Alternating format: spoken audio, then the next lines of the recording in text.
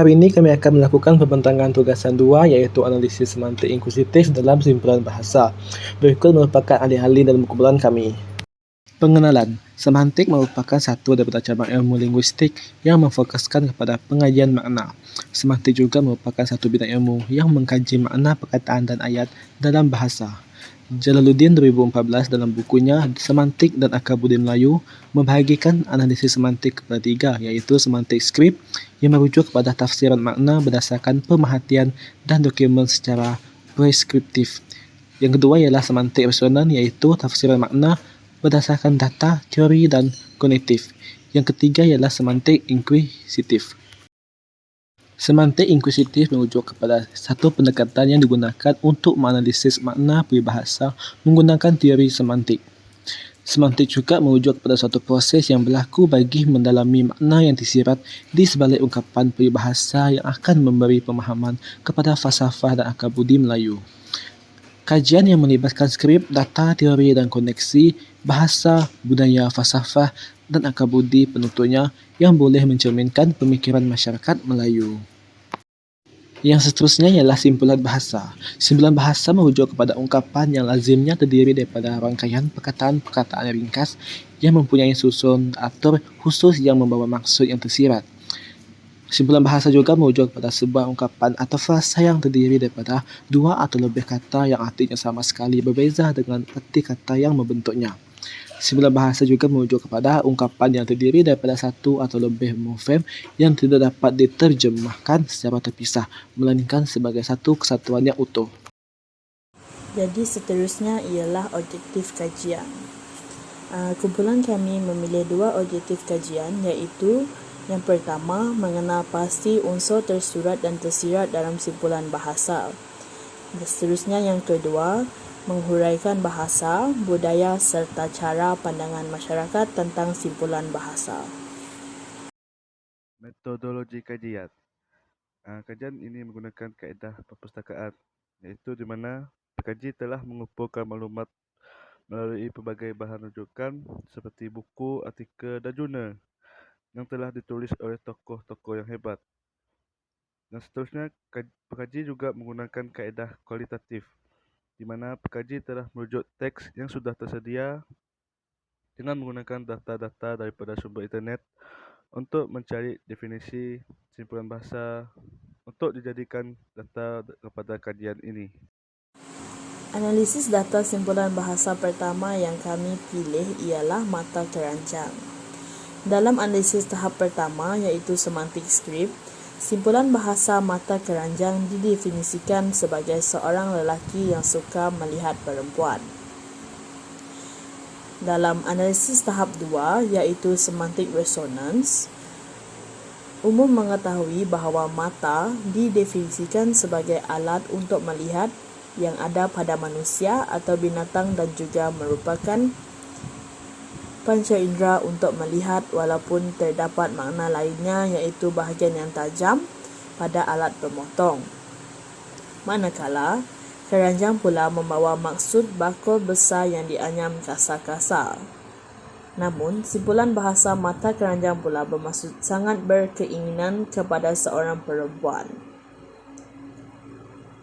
Seterusnya, dalam analisis tahap 3 iaitu semantik inkuisitif, terdapat banyak persoalan yang timbul tentang leksika-leksika yang digunakan dalam menghasilkan simpulan bahasa mata keranjang.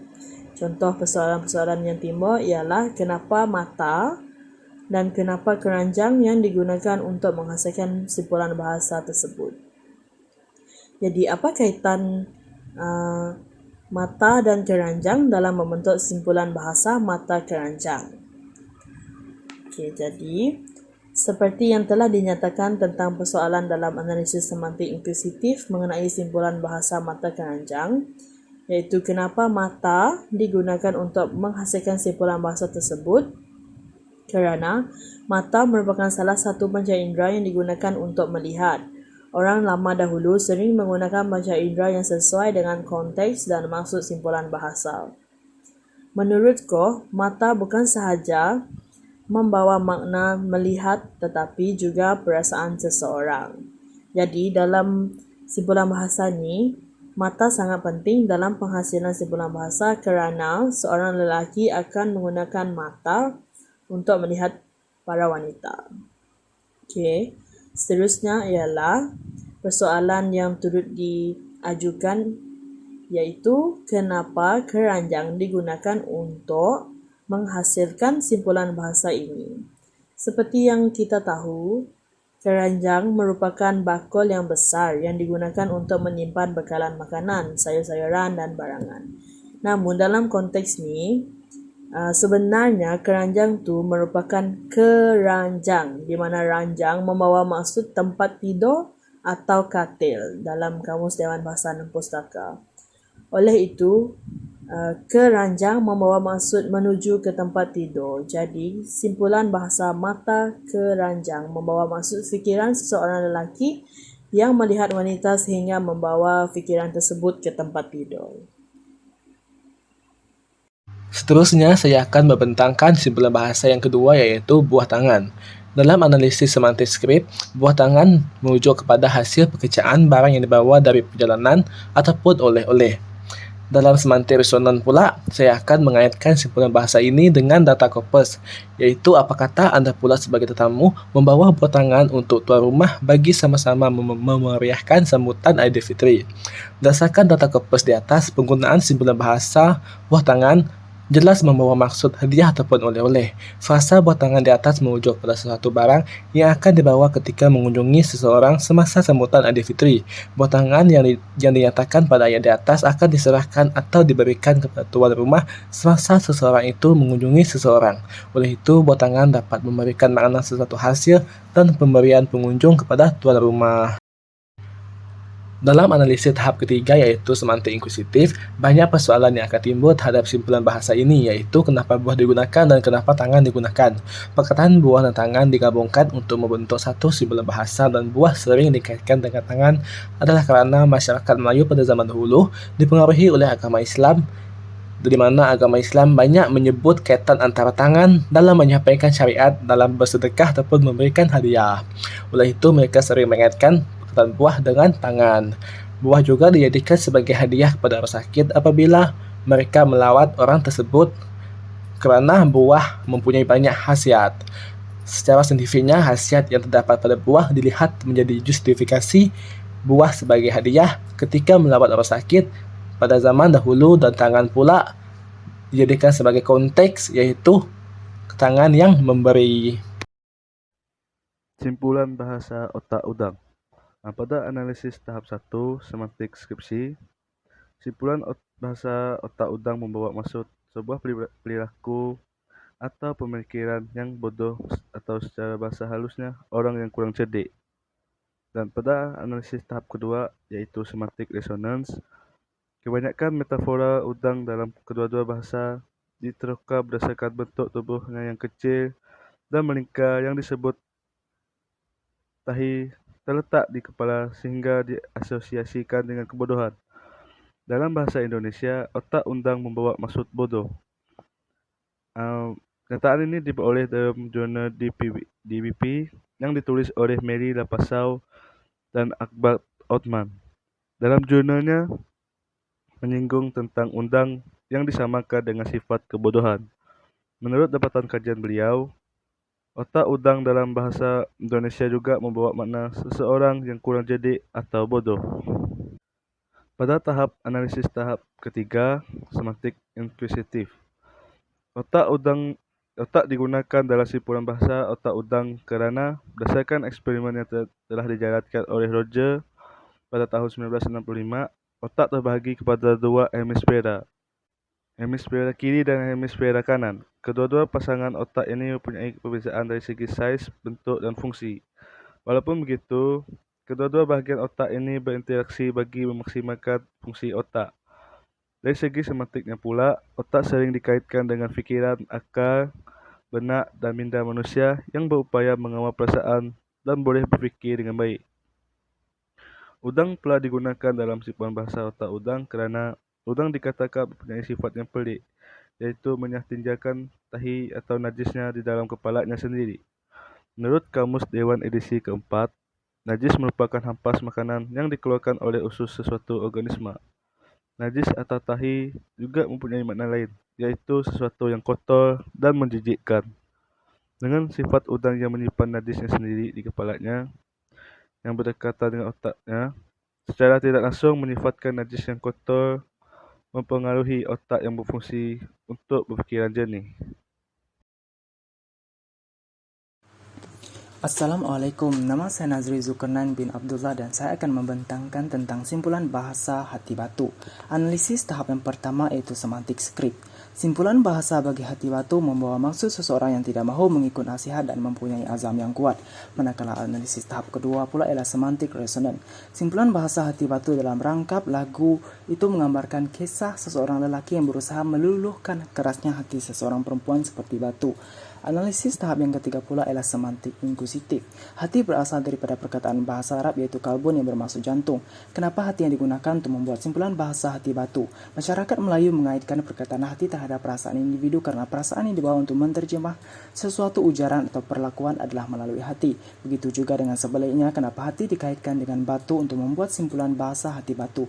Pembentukan simpulan bahasa hati batu oleh masyarakat Melayu sangat sinonim dengan sifat manusia yang degil dan tidak mendengar nasihat dan sesuai dikaitkan dengan sifat batu yang kuat. Itu sahaja daripada saya. Sekian, terima kasih. Oke, simpulan bahasa seterusnya yang kami pilih yaitu ringan tulang. Untuk analisis tahap 1 yaitu semantik skrip, simpulan bahasa ringan tulang membawa maksud orang yang rajin dalam melakukan suatu pekerjaan. Analisis tahap 2 pula yaitu semantik resonan. Berikut yang kami tulis di slide ialah ringan tulang bantu isteri berpantang. Kami ambil daripada Siti Zarina Sahib, iaitu Harian Metro 2015, menunjukkan bahawa sikap suami yang rajin dalam membantu isterinya yang sedang berpantang. Penggunaan simpulan bahasa dalam konteks ayat ini telah memberi makna yang jelas tentang hubung kait antara penggunaan simpulan bahasa ringan tulang dengan sifat kerajinan. Okey, untuk tahap 3 pula iaitu semantik inkuisitif. Ringan tulang adalah merupakan satu jenis simpulan bahasa yang menunjukkan suatu perbuatan atau sifat yang positif. Perkataan ringan adalah merujuk kepada sesuatu yang tidak berat. Tulang pula merujuk kepada rangka tubuh yang terdapat dalam badan manusia ataupun haiwan. Perkataan yang sering diajukan apakah berkaitan perkataan ringan dan tulang dengan sifat kerajinan. Jika tulang berat dan tidak berfungsi, maka seluruh badan tidak akan bergerak. Namun jika tulang itu ringan, maka individu yang mempunyai anggota badan itu rajin dalam mengerjakan tugasan. Ini menunjukkan bahawa orang yang mempunyai ringan tulang mudah untuk mengerjakan sesuatu tugasan tanpa disuruh. Seterusnya saya Nazri dan saya sekali lagi akan membentangkan tentang simpulan bahasa lembut hati. Analisis tahap yang pertama itu semantik skrip. Simpulan bahasa lembut hati membawa makna seseorang yang mudah menerima nasihat ataupun seseorang yang penyayang. Manakala analisis tahap kedua pula adalah semantik resonan. Berdasarkan data korpus oleh Siti Adidah tersebut, ayat tersebut dapat dijelaskan bahawa seseorang yang mempunyai hati yang baik dan lembut diharapkan mempunyai sifat yang merendah diri yang menjadikan dirinya tidak sombong. Selain itu, sifat lembut hati juga wujud bersama dengan rasa prihatin yang tinggi terhadap orang lain. Manakala analisis tahap yang ketiga pula ialah semantik inkuisitif. Sebab timbulnya kenapa perkataan lembut digunakan untuk membuat satu simpulan peribahasa lembut hati. Ini adalah kerana lembut dalam konteks simpulan bahasa ini dikaitkan dengan sifat lemah lembut yang ada pada manusia. Di situ kita boleh ketahui lembut sangat sesuai dikaitkan dengan hati kerana sifat lemah lembut memiliki keutamaan yang menghiasi tutur sapa dan tindakan. Begitu juga kenapa hati digunakan untuk membentuk simpulan bahasa lembut hati. Setiap manusia memiliki hati untuk sebenarnya mengatur kehidupan kerana setiap tindakan pasti dengan niat. Niat pula tempatnya di dalam hati menurut Nasir pada tahun 2023. Oleh itu jelaslah kenapa simpulan bahasa lembut hati ini terbentuk kerana pokok utama sikap lemah lembut di sini adalah berpunca daripada hati seseorang. Itu sahaja daripada saya. Sekian, terima kasih. Okey, yang terakhir iaitu kesimpulan. Secara keseluruhannya, kajian terhadap semantik inkuisitif ini telah memberi pendekatan kepada pengkaji untuk menganalisis lebih dalam lagi mana simpulan bahasa yang terdapat dalam penulisan bahasa Melayu. Hal ini dikatakan demikian kerana setiap simpulan bahasa yang digunakan mempunyai domain yang tersendiri. Melalui kajian ini, pengkaji telah mengkaji simpulan bahasa yang menggunakan anggota tubuh badan seperti mata, tangan, otak, hati dan tulang. Berdasarkan analisis, pengkaji mendapati bahawa padanan unsur ini mempunyai pelbagai konotasi yang berkaitan dengan domennya. Justeru, kajian ini memberi manfaat kepada para pengkaji untuk mendalami dan memahami tentang penggunaan bahasa.